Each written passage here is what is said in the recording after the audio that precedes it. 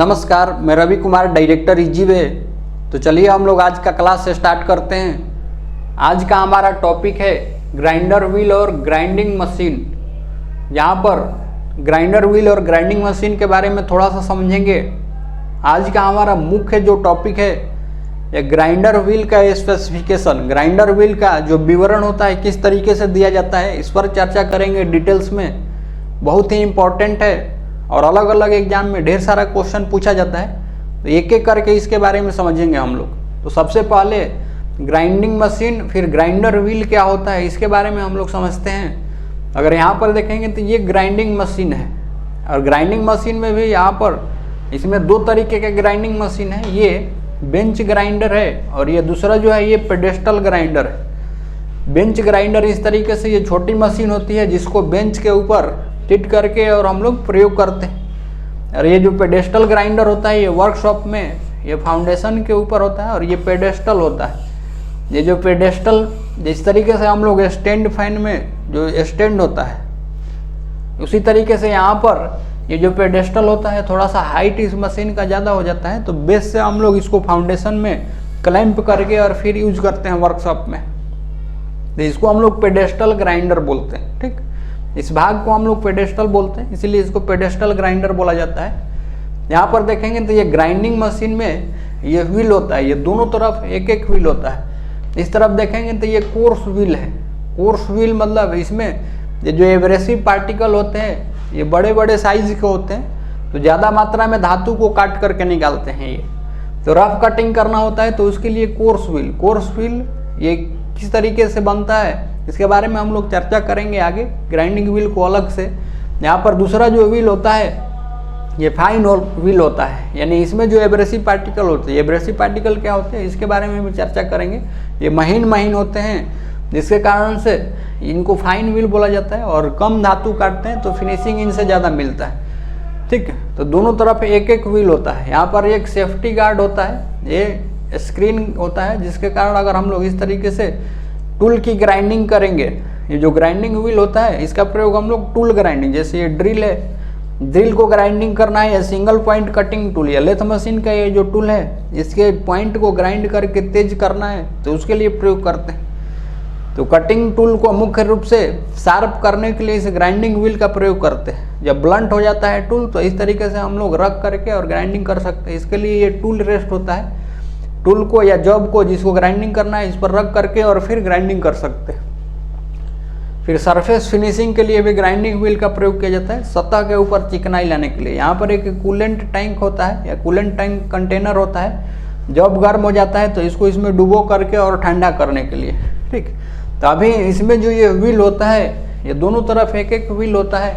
इस ये व्हील के बारे में अभी हम लोग समझेंगे। ये व्हील इस तरीके से होता है। ये व्हील जो होता है ये इसमें एब्रेसिव पार्टिकल मिला होता है, फिर बॉन्ड होता है, और फिर एब्रेसिव पार्टिकल और बॉन्ड को मिलाकर और व्हील की आकृति दे करके और फिर भट्टियों में पका करके और इनका प्रयोग किया जाता है। अब ये एब्रेसिव पार्टिकल और बॉन्ड क्या होता है इसके लिए अगर एक हम लोग जनरल भाषा में समझे तो आप लोग पतंग उड़ाए होंगे। पतंग उड़ाते समय जो धागा होता है उसमें मांझा देते हैं हम लोग ना, तो मांझा देने के लिए उसमें शीशे का बुरादा और नहीं तो बॉन्ड के रूप में वहाँ पर लेई के रूप में शीशे का बुरादा और लेई को मिला करके और मांझा देते थे हम लोग, जिसके कारण जो धागा जो होता है वो थोड़ा शार्प होता है, दूसरे धागे को आसानी से वो क्या कर सकता है, काट सकता है। सेम इसी तरीके से यहाँ पर जो शीशा का बुरादा है ये एब्रेसिव पार्टिकल है, ये काटने वाला कण है, और ग्राइंडिंग व्हील में भी हम लोग एब्रेसिव पार्टिकल यूज करते हैं।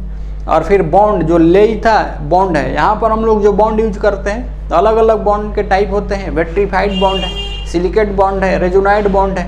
इनका काम क्या होता है, तो एब्रेसिव पार्टिकल को क्या करना, चिपकाना, और फिर इन सभी चीज़ों को मिला करके और फिर इस व्हील की आकृति दे करके और भट्टियों में पका करके इनका प्रयोग किया जाता है इस तरीके से ग्राइंडिंग व्हील में कस करके। ठीक, तो अभी एक एक करके हम लोग समझने वाले हैं। अब इस ग्राइंडिंग व्हील में जो एब्रेसिव होते हैं इन एब्रेसिव को भी दो भागों में बांटा गया है।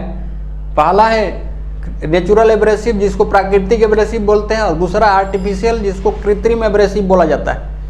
तो नेचुरल में सैंड हो गया, इमरी हो गया, कोरंडम, फिर डायमंड, ये सब नेचुरल एब्रेसिव के टाइप हैं। और एल्युमिनियम ऑक्साइड, सिलिकॉन कार्बाइड ये आर्टिफिशियल कृत्रिम एब्रेसिव के टाइप है। तो कभी कभी क्वेश्चन यहाँ से ये भी पूछा जाता है कि निम्न में से कौन से कृत्रिम एब्रेसिव है और कौन सा आर्टिफिशियल है। तो ये एग्जाम्पल ध्यान रखेंगे तो आसानी से हो जाएगा। ठीक, तो अभी इतना चीज़ इसके बारे में। अब हम लोग इसके स्पेसिफिकेशन के बारे में थोड़ा सा हम लोग समझने वाले हैं। ग्राइंडिंग व्हील के स्पेसिफिकेशन का क्या मतलब है? तो ग्राइंडिंग व्हील के स्पेसिफिकेशन का मतलब है जो भी कंपनी इस ग्राइंडिंग व्हील को बनाती है उस ग्राइंडिंग व्हील के लिए एक लेबल या टैग लगा करके उसका विवरण दिया रहता है कि इसमें कौन सा एब्रेसिव पार्टिकल यूज किया गया है, कौन सा बॉन्ड यूज किया गया है, इसका स्ट्रक्चर क्या है, ग्रेड क्या है, ये सारा डिटेल्स लिखा रहता है।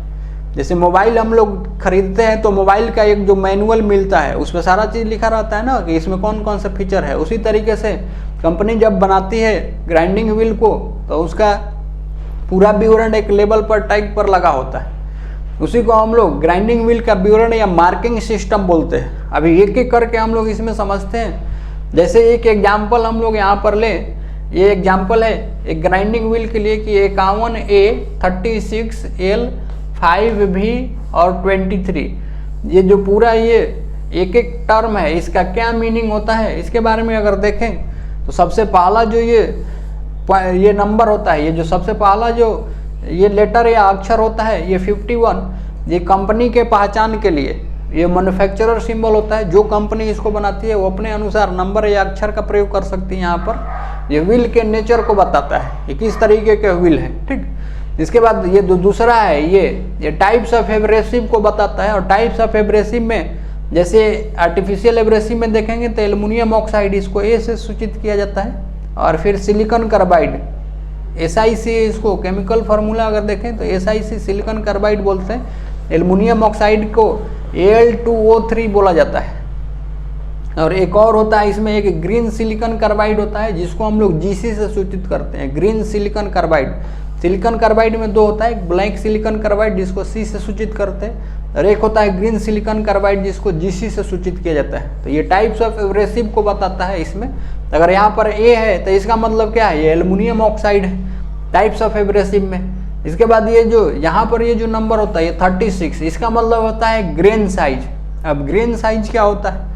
तो ग्रेन साइज जिस तरीके से इसमें एब्रेसिव पार्टिकल शीशे के बुरादे को जब हम लोग पतंग के धागे पर मांझा देने के लिए प्रयोग करते हैं, जो उसको पीसते हैं ना पाउडर के रूप में, तो पाउडर के रूप में जो पिसा हुआ बुरादा है वो कितना महीन है, यानी उसके जो एक एक पार्टिकल है कितने महीन है उसको ये बताता है। और इसके आधार पर ये कोर्स, मीडियम, फिर फाइन, वेरी फाइन, ये ग्रेड में ग्रेन साइज में बनाए जाते हैं। और इनके लिए नंबर डिफाइंड होता है। जैसे 10 से लेकर के 24 तक देखेंगे तो ये कोर्स यानी दाने का साइज क्या रहता है, बड़ा बड़ा।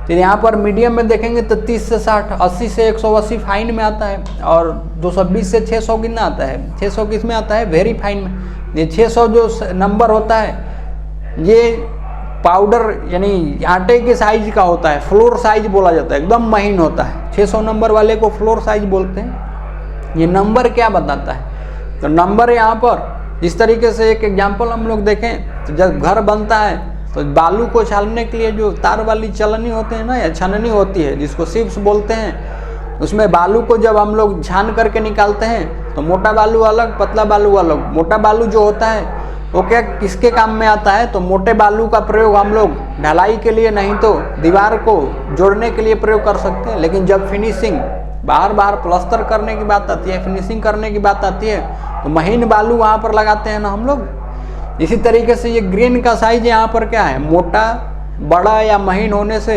इनके कटिंग क्षमता पर फर्क पड़ता है। यहाँ पर ये जो नंबर डिफाइंड है ना, ये 1 इंच स्क्वायर एरिया में ये चलनी की जो छननी में होल होता है, जैसे 1 इंच स्क्वायर में 1 इंच इंटू 1 इंच है ये स्क्वायर है।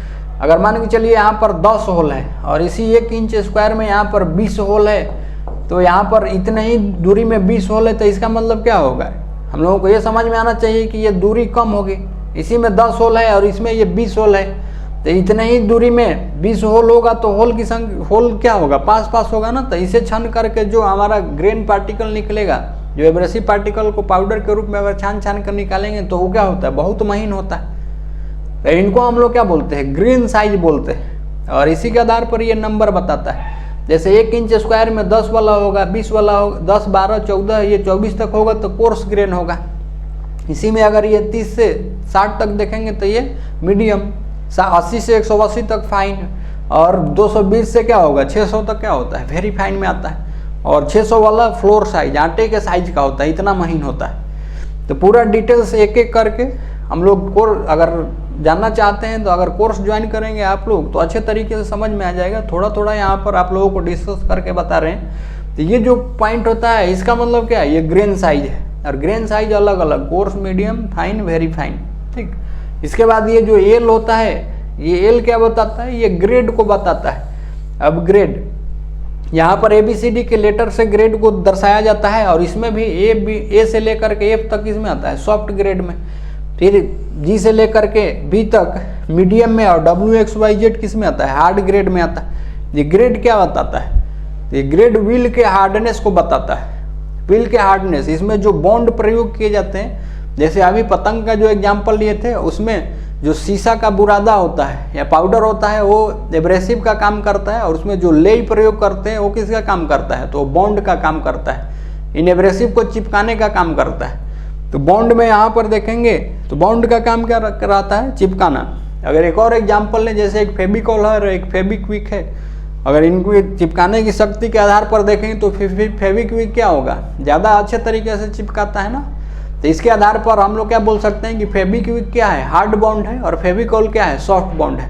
तो व्हील में जो बॉन्ड होते हैं ये बॉन्ड के हार्डनेस को बताता है। अगर A से F तक होगा तो ये सॉफ्ट बॉन्ड होगा, G से B तक होगा तो मीडियम, और WXYZ में से रहेगा तो ये क्या होगा, हार्ड बॉन्ड। यानी जो बॉन्ड है एब्रेसिव पार्टिकल को कितनी मजबूती से पकड़ता है ये कौन बताता है, ग्रेड बताता है। उसके बाद स्ट्रक्चर में देखेंगे तो इसको नंबर द्वारा दर्शाया जाता है। यहाँ पर 0 से नहीं, 1 से लेकर के 14 नंबर तक ये दर्शाया जाता है, 1 से लेकर के चलिए, जिसमें 1 से 7 तक क्लोज स्ट्रक्चर होता है, और 8 से लेकर 14 तक क्या होता है, ओपन स्ट्रक्चर।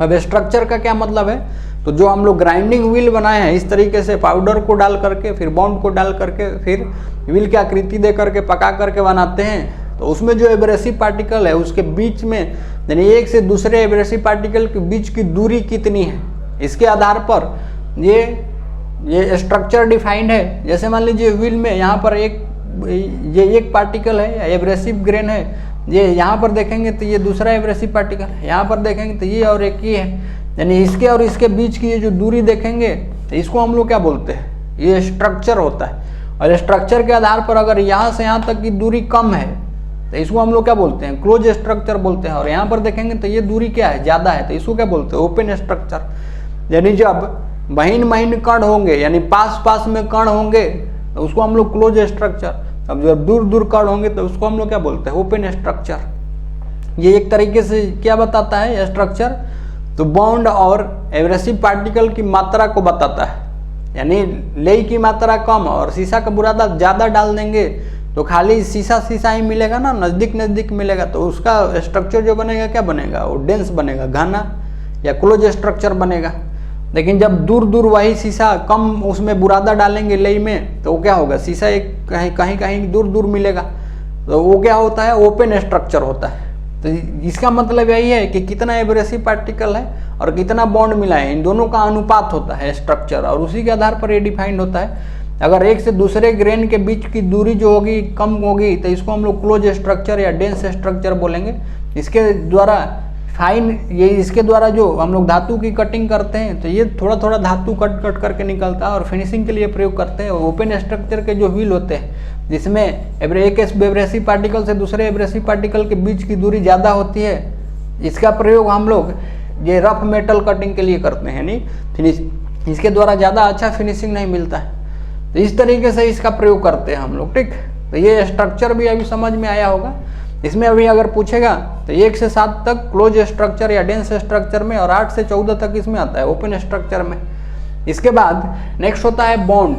अब बॉन्ड का क्या काम है, तो जो इसमें हम लोग एग्जाम्पल लिए फेविकॉल या फेविक्विक, नहीं तो लेई, ये सब बॉन्ड होता है। अब यहाँ पर ये फेविकॉल फेविक्विक नहीं यूज करते हैं हम लोग। इसमें जो बॉन्ड डिफाइंड होता है वेट्रीफाइड बॉन्ड होता है, जिसको V से सूचित किया जाता है। सिलिकेट बॉन्ड होता है, A से सूचित करते हैं। रबर बॉन्ड R से, उसके बाद रेजोनाइड बॉन्ड होता है जिसको बी से सूचित किया जाता है। तो यहाँ से सिंबल भी पूछा जाता है, जैसे रेजोनाइड बॉन्ड के लिए पूछेगा तो इसको बी से सूचित करते हैं। फिर सैलक बॉन्ड होता है, उसको हम लोग ई से सूचित करते हैं, ई से। तो इस तरीके के ये पूरे बॉन्ड है, ये पूरा हम लोग प्रैक्टिकल रूप से ये सारे बॉन्ड यूज करते हैं। ये आइडियल रूप से जो बॉन्ड होते हैं वेट्रीफाइड, उसके बाद रबर बॉन्ड, फिर सिलिकेट बॉन्ड होता है, फिर ये रेजोनाइड बॉन्ड होता है, और फिर सैलक बॉन्ड होता है, फिर मेटालिक बॉन्ड होता है। तो पूरा कोर्स ज्वाइन करेंगे तो ये पूरा बॉन्ड के बारे में डिटेल्स मिल जाएगा। यहाँ पर एक ओवरऑल हम लोग रफ तरीके से समझने का कोशिश कर रहे हैं। यहाँ पर फिर देखेंगे ये लास्ट वाला जो टर्म होता है, जैसे ये 23 है, ये मैन्युफैक्चरर सिंबल है, जो बनाने वाली कंपनी होती है ग्राइंडिंग व्हील को, उनके द्वारा ये पहचान के लिए अलग से कोई नंबर या अक्षर दिया जाता है। यानी हमारे लिए ये काम का ये चीज़ है, यहाँ से यहाँ तक ये काम वाली चीज़ है। इसके अलावा ये शुरू वाला और अंत वाला कोई भी टर्म रहेगा तो इसको हम लोग क्या बोलेंगे, ये कंपनी के द्वारा दिया गया नंबर है। तभी इसके आधार पर क्वेश्चन पूछेगा, इस तरीके से पूछेगा क्वेश्चन कि ये ग्राइंडिंग व्हील के लिए इस तरीके से विवरण दिया गया है, तो इसमें ये जो भी है ये क्या बताता है।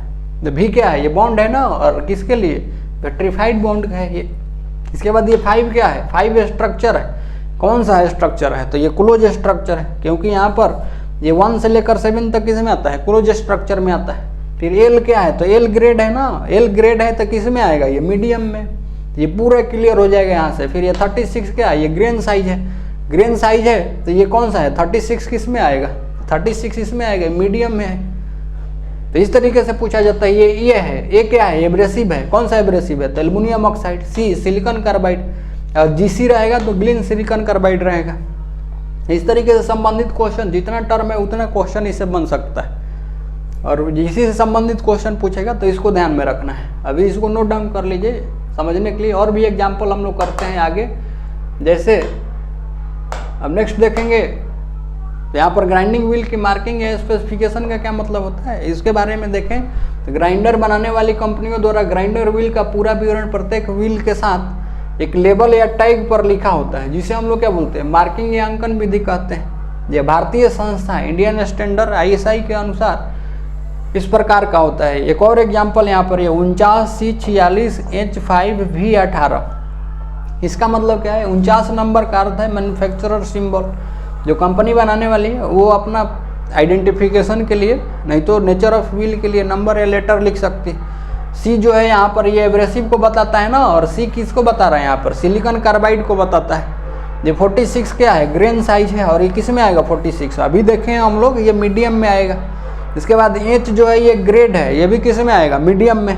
5 स्ट्रक्चर है और ये डेंस टाइप में आएगा, घना स्ट्रक्चर या क्लोज स्ट्रक्चर में आएगा। वी वेट्रीफाइड बॉन्ड है यहाँ पर, ये बॉन्ड का बताता है, बॉन्ड को बताता है। अगर ये भी है तो वेट्रीफाइड बॉन्ड, बी रहेगा तो रेजोनाइड बॉन्ड, ई रहेगा तो सैलक बॉन्ड। ये पूछा जाता है सिंबल, ठीक है। उसके बाद ये 18 है, identity number of wheel from company, ये 18 कंपनी का पहचान नंबर है, तो इसको भी नोट डाउन कर लीजिए। फिर हम लोग नेक्स्ट क्वेश्चन को देखने वाले हैं। इसके बाद एक और एग्जाम्पल है यहाँ पर WA46K5B17। यहाँ पर भी 2 अक्षर है ना, ये कंपनी का है, 1 2 3 4 5, ये 5 चीज़ बीच वाला हमारे काम का होता है। इसके अलावा अगर आगे पीछे कोई चीज़ रहेगा तो इसका मतलब क्या हो, कंपनी का पहचान नंबर है। अगर W देखेंगे तो यह अक्षर प्रीफिक्स है, इसका प्रयोग जरूरी नहीं, इसकी जगह कंपनी अपना कोई भी अक्षर या नंबर लिख सकती है इसके जगह पहचान के लिए। यहाँ पर ए जो है ये एब्रेसिव पार्टिकल को बताता है ना, और ये मतलब क्या है, एल्युमिनियम ऑक्साइड।